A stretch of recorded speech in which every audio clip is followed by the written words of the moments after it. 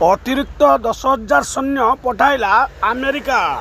Iran राजधानी रे पाक सेना मुख्य आसिम मुनीर अस्त्र विरति समय सीमा बढ़ाइबा प्रयास।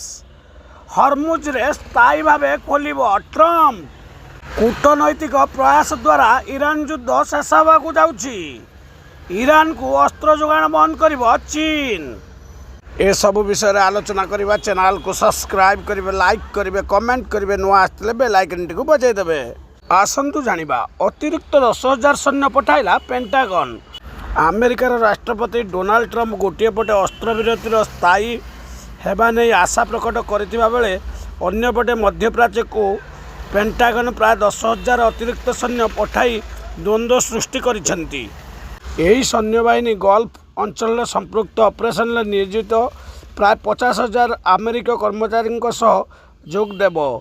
3टी विमान परिवहनकारी युद्धपोत US Abraham Lincoln, US Jordan Ford, US George W Bush वर्तमान मध्यप्राच्य में अछंती, जहाँ सेमानंकर स्ट्राइक क्षमता यथेष्ट विस्तार करुच्ची।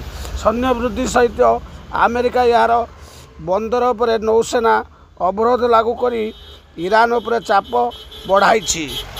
चैनल को सब्सक्राइब करेंगे। ओमान उपसागर और अरब सागर में मुतयन होता युद्ध जहाज पूर्वर अनेक जहाज को अटकाई फेराई देछि।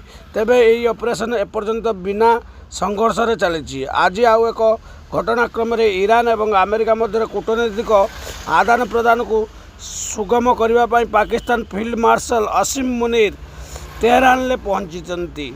मुनीर ईरान वरिष्ठ अधिकारी आलोचना करेंगे एवं उभय बुझामणाकारी पक्षर स्थिति समीक्षा करेंगे बोली आशा करा जाउछि।